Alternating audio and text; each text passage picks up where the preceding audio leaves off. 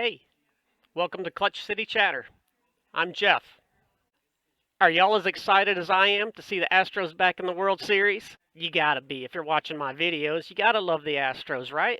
Hey, before we go any further, please hit the subscribe button and also give me a thumbs up. This season, the Astros have shown to everybody that they are the best team in baseball.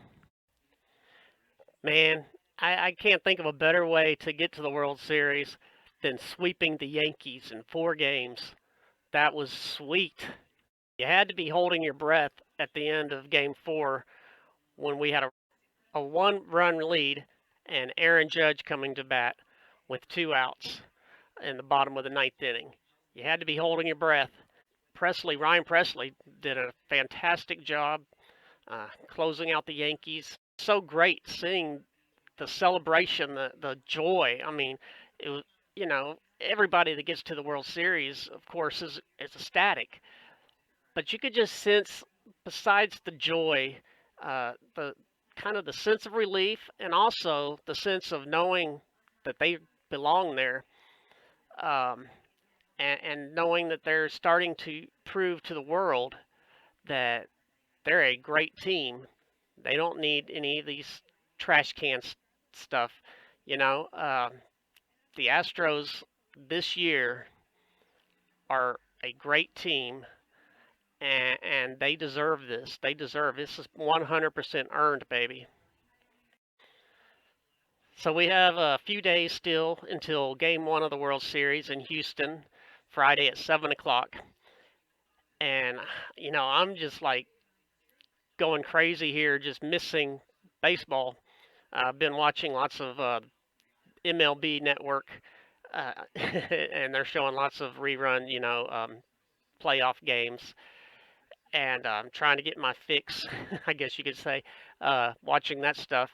Oh, it's kind of shocking that the Philadelphia Phillies are going to represent the National League. Yeah, they're definitely a Cinderella story, but in a way, it's kind of disappointing because they were the last playoff team to make it.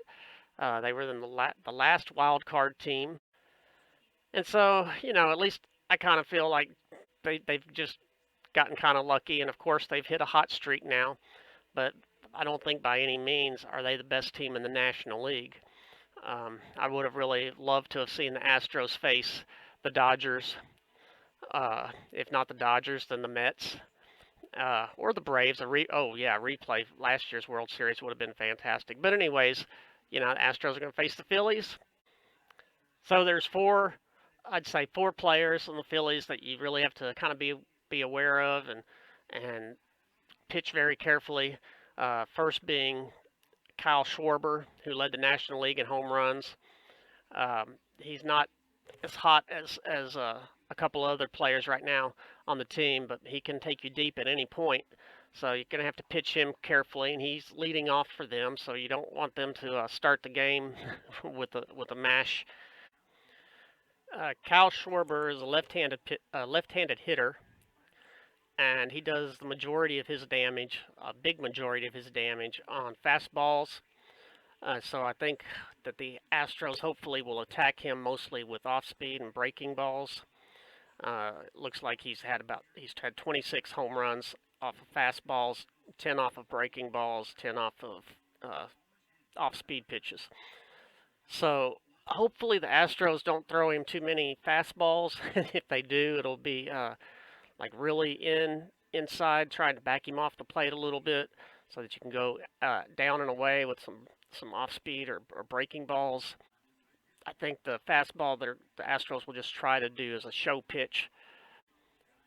But you can't just throw a get me over fastball, just open up the plate appearance, because he has no problem with swinging with that first pitch, especially if he knows it's going to be a fastball. I think the Astros, like I say, need to attack Kyle Schwarber with off-speed and breaking balls. And then another batter to be aware of course, is Bryce Harper.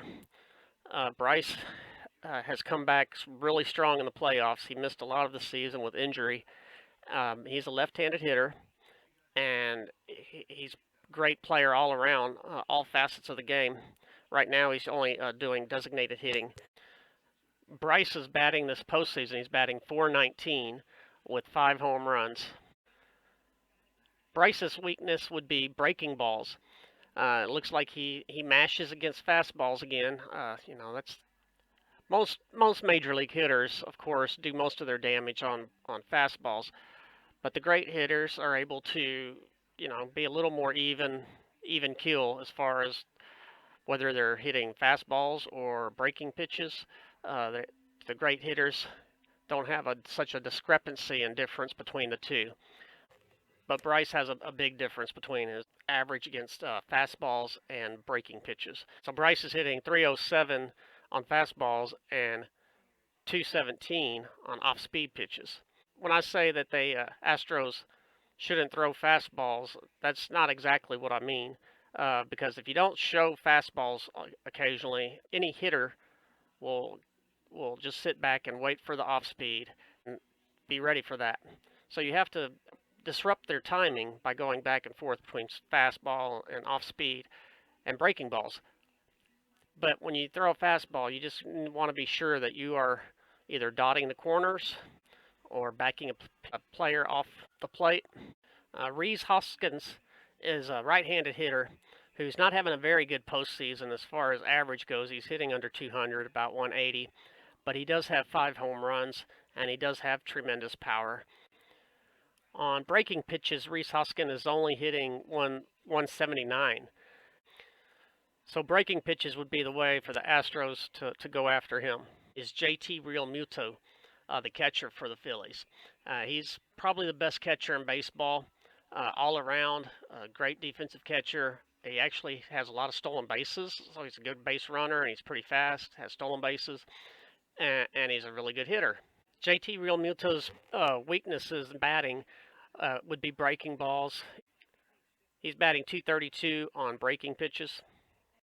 So one thing you may have noticed is that all of those players I highlighted are great fastball hitters. And where that could definitely become a problem is a lot of our pitchers have great fastballs that they believe in. One, namely Justin Verlander. And we know that JV doesn't pitch to a batter's weaknesses. He pitches to his own strengths. JV will challenge batters with his fastball. I think the key will be to try to keep the fastball up on most of these batters, actually. A lot of times you want to get the fastball down, but it looks like these batters struggle a little bit with high heat. So look for the JV to attack them with high fastballs and then breaking pitches that are down and away. I think that Framber Valdez, the following night, game 2, I think will pitch a very good game because, of course, his strengths are his curveball.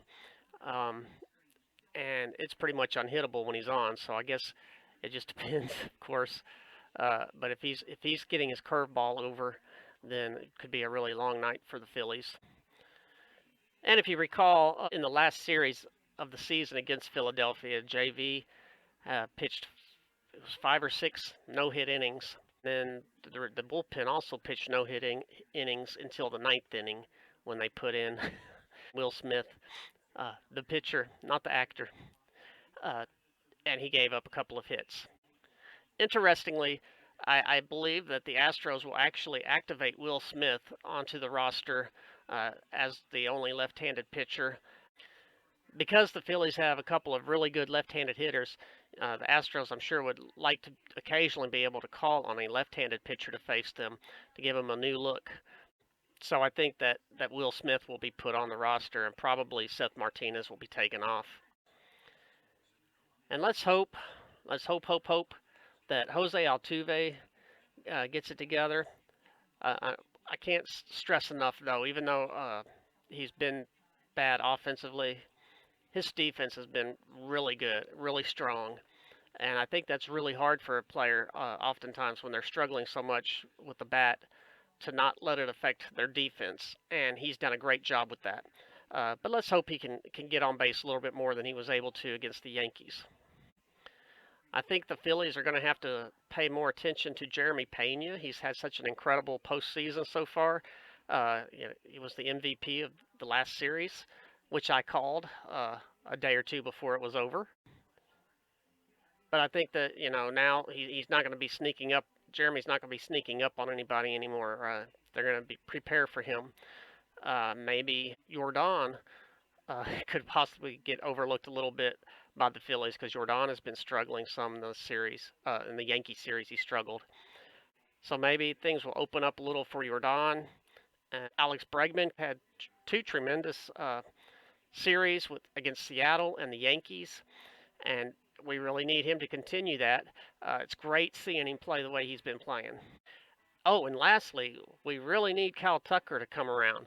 Um, like Jose Altuve, Cal Tucker thankfully has been playing great defense.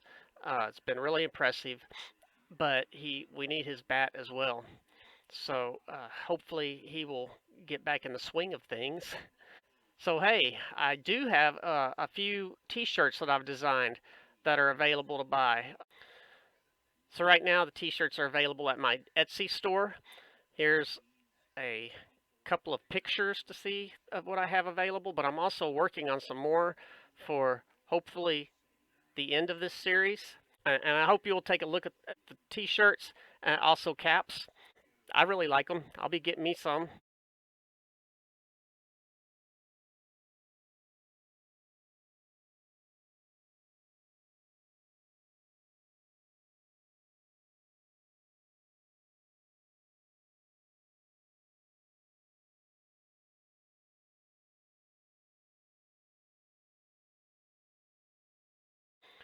And I will try to do another video before the World Series starts. So maybe it'll be posted Friday morning, Friday early afternoon before the series starts. I just am so jazzed, man.